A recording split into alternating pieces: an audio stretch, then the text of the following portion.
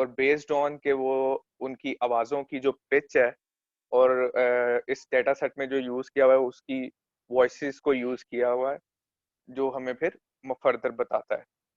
अच्छा sir, abstract इसका है कि पार्किंसन डिजीज होती क्या है सर, वो मैं आपको पहले थोड़ा सा बता देता हूँ।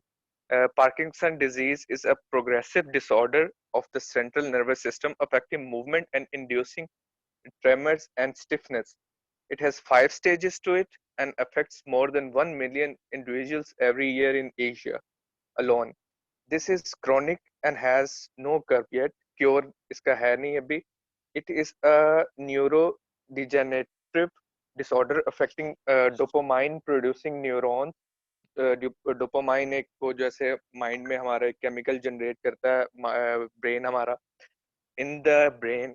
To detect Parkinson disease, we build a model using which we can accurately detect the presence of Parkinson disease in one body.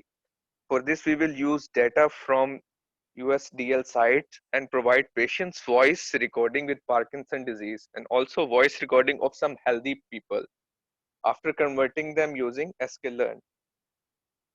This project demonstrates that the accuracy and formation disease detection system deployed using the XGBoot algorithm is better than contemporary algorithms. Sir इसमें Parkinson disease के लिए जो हमने model बनाया है वो जैसे मैंने आपको पहले बताया वो 94% तक एक्यूरेट बताता है।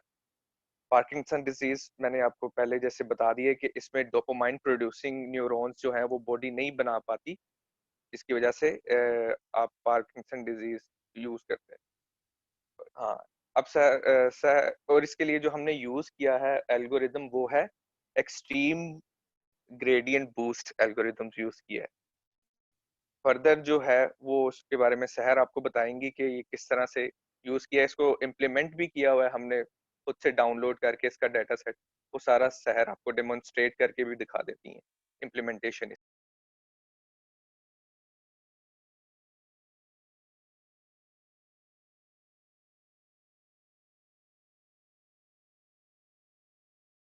Sorry, yes sir.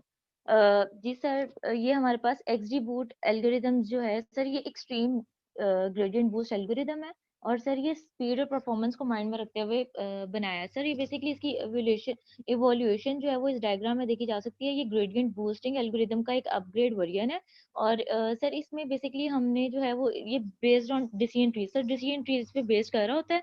और सर इसमें हम ना एक्सजी क्लासिफायर यूज करते हैं। और उसमें सर हम अपनी उसके थ्रू जो है वो हम बेसिकली सर अपनी जो प्रेडिक्टेड वैल्यूज हैं उनको देखते हैं कि हमारा ट्रेंड जो मॉडल जिस डाटा सेट को हमने दिया वो ट्रेनिंग जिस डाटा सेट के थ्रू की है सर, उसके अगेंस्ट जो उसकी टेस्टिंग वैल्यूज हैं वो कितनी एक्यूरेसी आ रही है। तो सर जैसे आपको उमर ने पहले बताया कि वो हमारी एक्यूरेसी जो अचीव हुई है वो 94% है।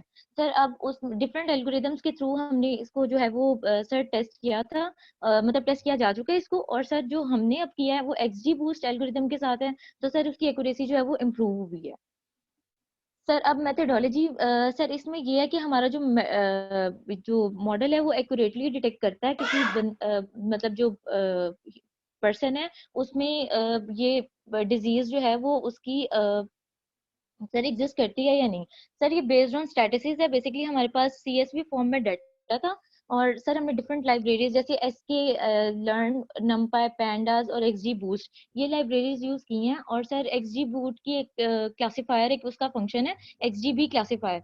सर उसके थ्रू हम जो है वो बेसिकली अपने मॉडल को ट्रेन करते हैं और प्रिडिक्टिव वैल्यूज गेट करते हैं। फर्दर में आगे जाके सर इसका कोड के स्क्रीनशॉट्स भी मैच हैं। और सर इसका कोड जुपिटर पे जिस तरह से मेरा रन हो रहा है वो भी मैं आपको दिखा देती हूँ, जो उसके रिजल्ट्स वगैरह आ रहे हैं वो भी। सर अब हमारे पास हम इसे लेके काम किस तरह से ये काम करता है हमारा बेसिकली सर, हम इसमें ना बेसिक अपना डाटा लोड कर लेते हैं और हमारे पास सर फीचर्स और लेबल्स आ जाते हैं। सर अब हमारा जो ये जो एल्गोरिदम है वो स्केल करता है फीचर्स को। और फिर सर मतलब ये मैं आपको एक बिल्कुल एब्स्ट्रैक्ट लेवल पे बता, बिल्ड करता है डाटा सेट को और एक्सजीबी क्लासिफायर एक बिल्ड कर देता है। फिर हम सर उसके अकॉर्डिंग उसकी एक्यूरेसी कंट्रोल मतलब जो है वो मॉडल की एक्यूरेसी कैलकुलेट कर लेते हैं। सर हमारा मैं थोड़ा सा आपको बता दूं कि डाटा सेट हमने लिया किस तरह से है। डेटा सेट एक बेसिकली CSV फॉर्म में डाटा है, और सर उसमें जो रोज हैं वो क्या है कि सर वो ना वॉइस रिकॉर्डिंग्स हैं, कुछ हेल्दी पर्सन्स की वॉइस रिकॉर्डिंग्स है और कुछ पार्किंसंस मतलब जिनमें डिजीज एग्जिस्ट करती है सर उनकी वॉइस रिकॉर्डिंग्स है। बेसिकली अगर कोई बंदा जिसे पार्किंसंस डिजीज है तो सर उसकी मोनोटोन पिच हो जाती है, मतलब, और सर उसकी वॉइस में ना हॉर्सनेस और ब्रीथीनेस पाई जाती है, तो ऑब्वियसली उसकी फिर फ्रिक्वेंसी दूसरे एक हेल्दी पर्सन से वेरी कर रही होती है, तो उसकी फ्रिक्वेंसी और उसके स्टैटस मतलब CSV फाइल जो है वो हमें दिया गया था, जिसके थ्रू हमने अपने मॉडल को किया। अब सर हमारा किस तरह से डिटेक्शन किस तरह से होती है, वो ये है कि पार्किंसंस डिजीज को XG बूट डाटा फ्रेम में जो है हम फर्स्ट 5 रिकॉर्ड्स को हम करते हैं हेड के थ्रू, उसे रीड करवा रहे हैं। अब सर जैसे कि मैं आपको अपना कोड दिखा दूं, तो हमारे पास सबसे पहले सर ये जुपिटर की आपके पास आ रही होगी, स्क्रीन शेयर हो रही है सर मेरी। सर स्क्रीन रिफ्रेश हुई है? जी जी शेयर हाँ हुई। हाँ, और ये आशा। जी सर, ये देखें मैंने सबसे पहले अपनी लाइब्रेरीज को इंपोर्ट किया है, और सर हमारी जो CSV फाइल है बेसिकली उसका पाथ मैंने दिया है, और ये पैंडास जो है वो हमारी लाइब्रेरी बेसिकली मशीन लर्निंग के मतलब जो लाइब्रेरी है वो हमारी CSV रीड कर रही है, और सर हमने टेल के फंक्शन के थ्रू फर्स्ट 5 जो रोज हैं उनको गेट किया है। इसी में सर ये देखें ये डिफरेंट फ्रीक्वेंसीज को शो कर रहे हैं, डिफरेंट कॉलम्स जो हेडर्स भी आपको नजर आ रहे होंगे, और सर इसमें स्टेटसेस हैं। ये फर्स्ट 5 जो पेशेंट्स हैं इनको इनमें जीरो जो है वो ये डिनोट कर रहा है कि इन पेशेंट्स में जीरो का मतलब है कि ये हेल्दी पर्सन है, इन पार्किंसंस नहीं है। ठीक है, अगर सर हम इसको मतलब ये टेल वाली मैंने आपको दिखाई है, अगर मैं इसको हेड करूं और इसको रन करती हूँ अपने मैं उसको कोड को, तो सर यहाँ पर जिसको इसका स्टेटस है ना, डिफरेंट जितने पेशेंट्स हैं इनमें ये डिजीज एग्जिस्ट करती है, पार्किंसन। ठीक है सर अब फर्दर अगर हम देखें कि हमारा जो नेक्स्ट स्टेप है वो क्या है, वो ये है कि हमने जी सर इसमें अब हमारा डेटा सेट जैसे मैं आपको बता रही थी वर्बली, अब ये यहाँ पर मैं जो बेसिकली टेक्स्ट है वो भी यही बता रहा है कि हमारे पास डेटा सेट जो है वो उसमें बायो मेडिकल वॉइस मेजरमेंट्स है 31 पीपल की, और उस जो है पार्किंसंस डिजीज वाले जो पेशेंट्स हैं उनकी वॉइस रिकॉर्डिंग्स थी। और सर बाकी अब इन वॉइस रिकॉर्डिंग्स को फर्दर डेटा सेट को किस तरह से जनरेट मतलब कन्वर्ट किया गया था वॉइस रिकॉर्डिंग्स को, वो सर पाइथन की sklearn लाइब्रेरी है जो कि उनको उनकी फ्रीक्वेंसीज प्रोवाइड कर देती है। ठीक है सर, वो मैंने USDI साइट से, USDI DL साइट से डाउनलोड किया था डेटा सेट। सर अब हमारे पास जो ईच कॉलम है ना टेबल में वो सर बता रहा है कि वॉइस मेजर्स क्या है, और ईच रो जो है वो कॉरेस्पॉन्ड कर रही है 195 voice recordings from these individuals. ठीक है, नेम का कॉलम जो फर्स्ट से डिमॉन्स्ट्रेट कर रहा है कि हमारा जितने भी जो पेशेंट के नेम्स हैं वो और उनके कॉरेस्पॉन्डिंग उनकी वॉइस रिकॉर्डिंग्स और जो मेजरमेंट्स हमने जो वहां पे इनलिस्ट की हुई थी, जैसे मैंने अभी आपको कोड रन करके दिखाया उसमें। अच्छा, इसका एम क्या है? Is to discriminate healthy people from those with PD sir जो टर्म मैंने यूज किया वो पार्किंसंस डिजीज के लिए है। अकॉर्डिंग टू द स्टेटस के अकॉर्डिंग जितने जिन कॉलम में जीरो है, it means they are healthy people, and the people with one status is it means they are diagnosed with Parkinson's disease. So the next slide is sir वही मेरे code का मैंने screenshot add किया है, तो ये वही चीज है बेसिकली। इसमें नेम ऑफ फर्स्ट रो में जितने भी लोग हैं उनके नेम्स हैं, और सर उनके कॉरेस्पॉन्डिंग उनकी जितनी भी फ्रीक्वेंसीज हैं वो, और स्टेटस उनमें मतलब उनका स्टेटस पार्किंसन डिजीज की स्टेटस बता रहा है। ठीक है सर, अब मेरी जो इसमें मेथोडोलॉजी है वो ये है कि सर अब हमने अब सारा सर फीचर्स और लेबल्स को हमने गेट करना होता है, तो उसके लिए सर फीचर्स में मैंने जो मेरी ये जो मतलब फर्स्ट जो लाइन है वो ये कह दिया है कि वो सारे कॉलम्स इसमें फीचर्स में आएंगे, मतलब वो सारी जो कि हमारे पास एक्स एक्सिस में होंगी जितनी जिनका इन सॉरी एक्सेप्ट स्टेटस जितनी भी मेरे पास फ्रीक्वेंसीज गिवन है उस CSV फाइल में, वो सारी मेरी फीचर्स और लेबल्स जो होंगे उनके अकॉर्डिंग वो वाई एक्सिस पे आए, और वो सारे स्टेटस। ठीक है सर इसमें 147 और 48 ये है कि 147 बेसिकली हमारे पास are the ones and 48 are the zeros. Ones मैंने बताया था they show existence of the disease, and zeros denotes that the person with no like no no disease or they are healthy patients. So initialize a min-max scalar. Yes sir. Sir min-max scalar basically हमारे पास sklearn का ये एक library है. ये इसमें basically हम क्या करते हैं कि हम रेंज प्रोवाइड कर देते हैं -1 to 1. अब ये नॉर्मलाइज करने के लिए डाटा को यूज होती है. ये ट्रांसफॉर्म कर देती है स्केल मतलब गिवन रेंज जो आपने प्रोवाइड की होती है अपने डाटा की के अकॉर्डिंग, उसमें डाटा को सारे को नॉर्मलाइज कर देती है और आपके पास जो फिट ट्रांसफॉर्म्ड डाटा जो है वो एट द एंड आपको मिल जाता है. और इसमें हमें जो है ना लेबल्स को स्केल करने की जरूरत नहीं पड़ती. ठीक है सर. यहाँ पर अब ये देखें, यहाँ पर हमारे पास y में लेबल्स आ गए हैं और x एक्सिस में हमारे पास सारे फीचर्स जो हैं वो आ गए हैं इस डाटा के. ठीक है. And now split the data into training set and testing sets, keeping 20% for testing. Sir अब हमारे पास जितना भी डाटा था उसका 20% हमने जो है वो टेस्टिंग के लिए यूज करना है और रिमेनिंग जो डाटा सेट होगा वो sir it will be our test data. So अब हमारे पास सर मिन मैक्स स्केलर को हमने रेंज प्रोवाइड कर दी है. अब इसमें हमने ट्रांसफॉर्म करना है फीचर्स को और लेबल्स हमारे पास आ जाएंगे. देन सर हमने स्प्लिट करना है डाटा को. अब हम उसमें टेस्ट जो है वो 0.2 विच डिनोट्स कि हम 20% ऑफ डाटा दे रहे हैं और रैंडम साइज हमारे पास रैंडम स्टेट हमारे पास 7 है और एक्स एंड वाई की वैल्यू हमने दे दिया. ट्रेन स्प्लिट मेथड जो है वो बेसिकली हमें x train x test y and y test variables की वैल्यू हमें प्रोवाइड करता है. ठीक है. अब सर हमारे पास क्लासिफायर है जिस क्लासिफायर हमने जो वो इस मेथड एक्स ट्रेन और वाई ट्रेन हमने क्लासिफायर को दी है और सर हमारे पास फिटेड वैल्यू आ गई है कि ये हमारे पास इस मॉडल की ओवर फिटिंग होगी या मतलब अंडर फिटिंग आ रही है. तो सर अब हमारे पास जीबी क्लासिफायर ने हमें जितनी भी वैल्यूज हैं बूस्टर वैल्यू कर वैलिडेट मेजर्स वर्बोसिस. सर अब इसके बाद हमारा मॉडल जो है वो ट्रेन हो रहा है. अब सर नेक्स्ट स्टेप में फ्लो चार्ट में अब मॉडल की ट्रेनिंग तक तो जैसे फर्स्ट स्टेप से अगर हम देखें कि हमारी डाटा रीडिंग का स्टेप है. देन हमारे फीचर्स एंड लेबल्स गेट होते हैं, उनमें हम काउंट अप्लाई करते हैं. देन हम सर स्केल करते हैं फीचर गिवन रेंज में -1 और 1 के दरमियान. देन हमारे पास एक्स एक्सिस और वाई एक्सिस में वैल्यू आ जाती है मतलब लेबल्स एंड फीचर्स आ गए. इन्हें देन हमने स्प्लिट किया तो हमारे पास टेस्ट एंड ट्रेन डाटा आ गया. अब हमने मॉडल को ट्रेन कर लिया था.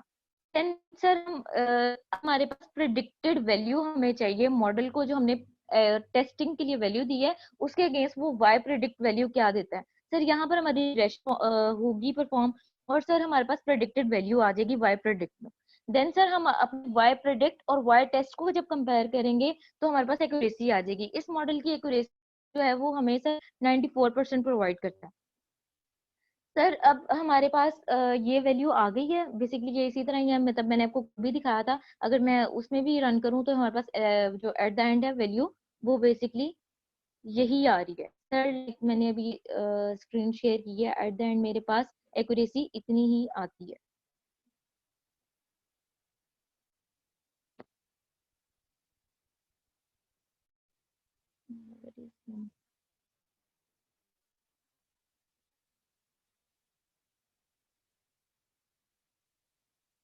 सर मतलब मुझे अब 1 बाय 1 हर स्टेप को आई गेस करना पड़ेगा ताकि ये कोड दोबारा से जो है वो चल सके.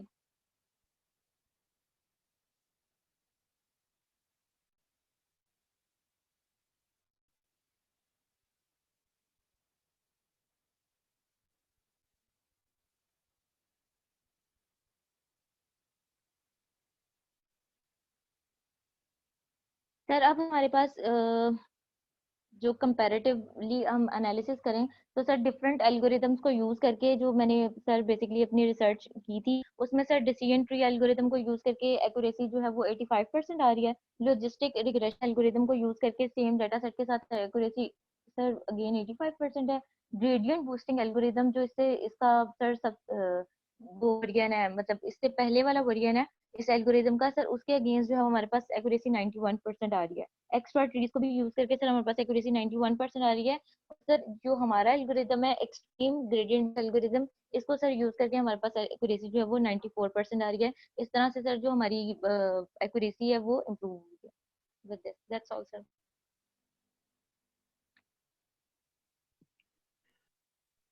अच्छा जी. Okay. Is there any question from the audience? इनसे कोई क्वेश्चन करना चाहे तो कर सकते हैं.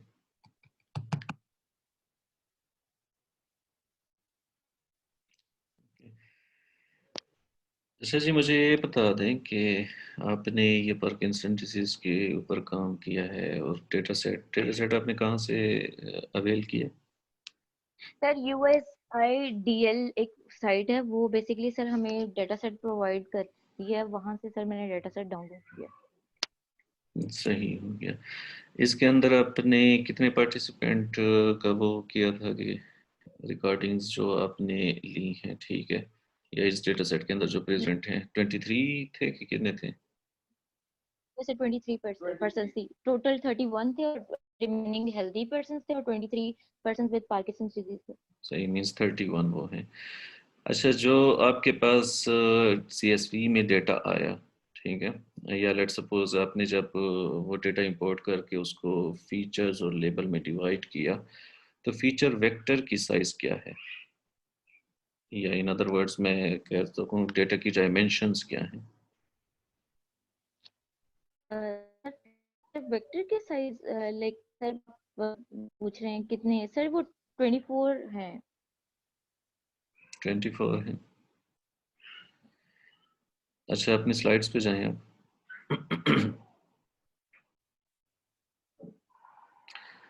इनको फुल स्क्रीन करें ना आप।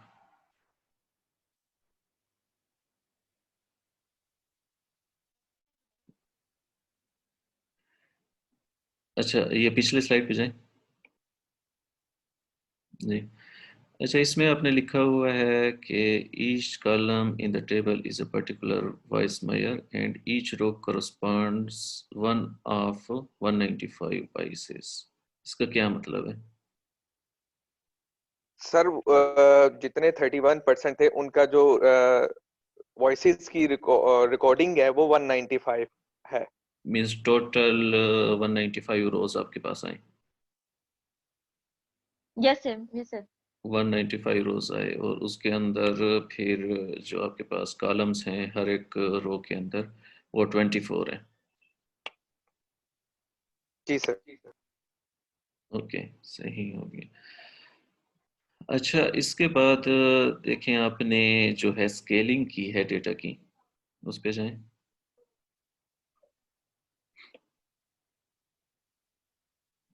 स्केलिंग वाला कोड दिखा दें, या जो जिस स्लाइड के ऊपर आपने मेंशन, हाँ यहाँ पे ये -1 to 1 आपने स्केलिंग की है। -1 to 1 क्यों की है? सर बिकॉज हमारे पास जो सर मिनिमम रेंज है वो सर मतलब 0 और 1 के दरमियान है, इसलिए सर -1 और मतलब हमारी मिनिमम वैल्यू जो है वो -1 होगी और मैक्सिमम 1 तक होगी।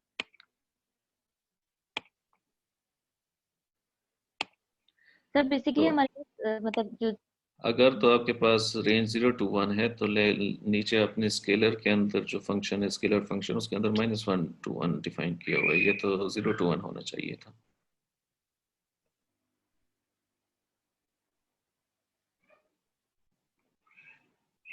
अच्छा, सर लेट्स जीरो से टू वन ऊपर आप देखें ना, वहाँ पे आप कह रहे हैं कि the status column has value 0 to 1 as label, let's get the count of this label for both 0 and 1। चलें, ठीक है, ये लेबल्स हैं कि जिसके अंदर बीमारी है जिसके अंदर नहीं है, ठीक है, उसको शो करें 0 to 1। फिर उनके मतलब उनसे रिलेटेड जो डेटा आपके पास है, जितने भी फीचर्स हैं आप उसको स्केल करना चाह रहे हैं, लेकिन स्केलिंग के दौरान आपने -1 to 1 लेट से एक रेंज रखी है कि इसके दरमियान मुझे डेटा स्केल करके दें, ठीक है। तो अगर मैं यहाँ पे 0 to 1 रेंज डिफाइन कर दूं कि जो है मेरे पास मिनिमम वैल्यू डेटा सेट के अंदर 0 होनी चाहिए, मैक्सिमम 1 होनी चाहिए, और जितने भी हमारे पास फीचर्स हैं वैल्यूज इस 0 to 1 के रेंज के अंदर डिस्ट्रीब्यूटेड हो, तो कोई फर्क पड़ेगा?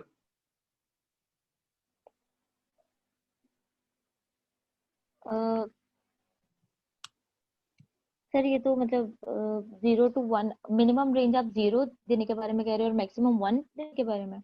जी।